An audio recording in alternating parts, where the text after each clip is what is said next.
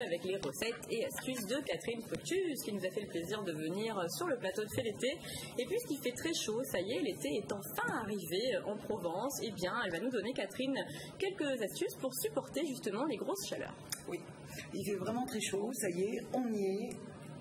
Et parfois, on ne sait pas trop comment faire pour se rafraîchir. Alors, bien sûr, il y a des petites bombes.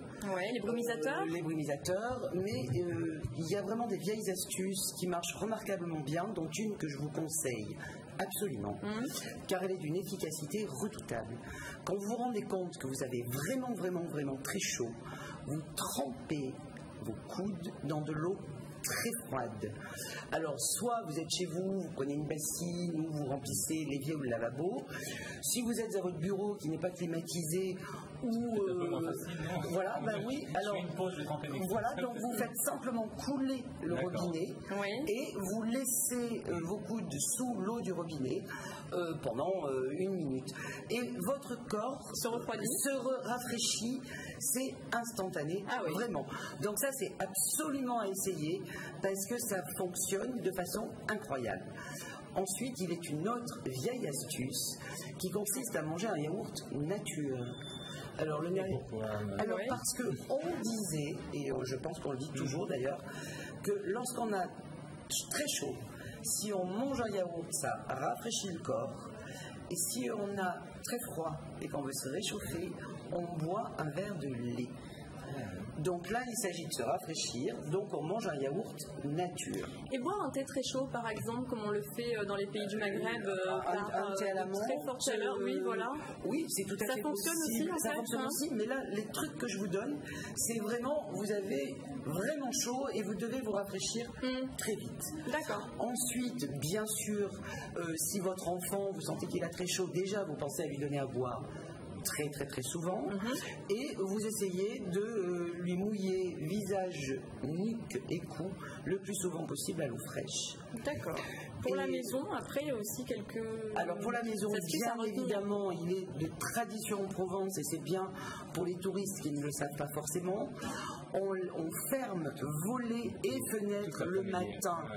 Vers 9h30, on ferme tout et on ouvre en grand à partir de 7h du soir pour laisser rentrer la fraîcheur. Donc on n'oublie pas. C'est un conseil. Si les amis qui viennent d'autres régions, il faut leur dire parce que c'est voilà, ils veulent absolument tout ouvrir. Au contraire. Et du coup, la maison se réchauffe et la nuit on étouffe. Exactement. Donc on ouvre tout le soir, on laisse ouvert la nuit et le matin très vite on ferme tout pour conserver le plus de fraîcheur possible dans la maison. D'accord. Alors on va poursuivre en créant de l'huile de calendula. Alors à quoi ça sert? Voilà, alors il existe en pharmacie des crèmes au calendula, de la teinture de calendula. Alors le calendula, c'est tout simplement le souci, la fleur de souci. Et cette fleur de souci est remplie de bienfaits. Donc on va fabriquer à la maison, puisque c'est la période évidemment des soucis, de l'huile de calendula dont on va pouvoir se servir tout l'hiver. Ça soulage les brûlures. Alors elle est cicatrisante, anti-inflammatoire, elle est excessivement bonne pour toutes les irritations de la peau, brûlures, piqûres, acné, voilà, elle sert à tout. Donc vous prenez des soucis très fraîchement cueillis. Il faut vraiment que vous cueillez vos soucis. Vous les mettez tout de suite vous en prenez une petite poignée, que vous déposez dans 30 centilitres d'huile végétale. D'accord. Olive, colza ou tournesol, peu importe. Vous fermez votre bocal, vous laissez macérer 14 jours à température ambiante. Vous filtrez, alors comme de toute façon ce sont des fleurs entières, vous les mettez dans un chinois, les passoires avec des trous tout petits. Vous conservez dans une bouteille bien bouchée. Ça se conserve très longtemps puisque c'est de l'huile. Et vous allez pouvoir l'utiliser tout l'hiver pour toutes les irritations de la peau, y compris les mains gercées, les peaux sèches, etc. Les soleil aussi. Absolument. Tout à fait. Parfait, bonne idée. Alors, de l'eau aromatisée maison, un peu dans la création, là. Voilà, donc... on crée son eau aromatisée. On a des enfants à la maison, on est en vacances, on n'a pas du tout envie d'acheter les eaux aromatisées du commerce qui sont remplies de sucre et de conservateurs. Les sirops, quoi, hein, c'est ça un petit peu des fois. Ça, c'est pas du sirop, c'est vraiment une eau aromatisée. Donc très sucré dans le commerce, c'est ça que vous voulez dire? C'est très sucré, c'est forcément bourré de conservateurs. Ça coûte 2 bras alors que c'est franchement que de l'eau. Oui. Voilà. Donc là, on va la faire, sauf qu'elle va être 100% naturelle et 100% économique. Cette eau aromatisée, on peut la faire avec plein de plantes différentes. La menthe, moi j'en fais avec de la feuille de menthe. Ouais. Voilà, des feuilles de menthe, du carcadé, parce que c'est très très bon, ça a un petit goût acidulé. On peut le faire avec du citron, on peut le faire avec de la verveine, avec de la réglisse, ce qui donne le coco, qui était très très prisé il y a quelques années. Ouais. Donc vous prenez une petite poignée de la menthe que vous voulez, vous la mettez à macérer dans 1 litre d'eau de source, c'est mieux, 24 heures au frigo. Vous filtrez. Vous pouvez en donner aux enfants tant qu'ils veulent. Donc vous pouvez sucrer ou pas. Généralement, si c'est pour les donner aux enfants, il vaut mieux mettre un tout petit peu de sucre parce qu'ils n'aiment pas trop ce qui n'est pas très sucré, mais le moins possible de sucre. Et vous le conservez en revanche, ça c'est très important, maximum 4 jours au réfrigérateur.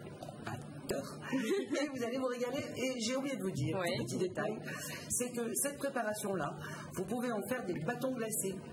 Ah oui, et oui. Les polos. Les polos. Ce qu'on appelait les polos. Donc, vous les J'adore mettez polo. dans les petits tubes en plastique, vous les remplissez, vous les C'est mettez génial. au congélateur et vos enfants vont se régaler tout l'été. D'accord. Et on termine, Catherine, avec un expresso sans machine. Oui, absolument. On le fait Vous êtes soi-même. en vacances, vous n'avez pas forcément pu emporter votre machine à café. Il est une vieille méthode et je vous promets que c'est vraiment très très bon. Vous pouvez faire pratiquement un expresso avec rien.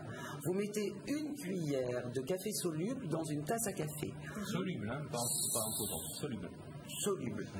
Vous rajoutez un sucre, vous mettez quelques gouttes d'eau bouillante et avec votre cuillère, vous allez tourner très énergiquement, ce qui va vous donner une pâte très crémeuse. Là-dessus, vous remplissez votre tasse avec le reste d'eau bouillante et vous allez obtenir un café qui va vraiment vous donner le sentiment d'un expresso. Vous l'aurez fait en 30 secondes et vous n'aurez pas eu besoin de machine à café pour ça. Super, merci Catherine. On retrouve toutes ces recettes et astuces dans votre livre Recettes et astuces d'autrefois pour aujourd'hui aux éditions Odile Jacob. Merci.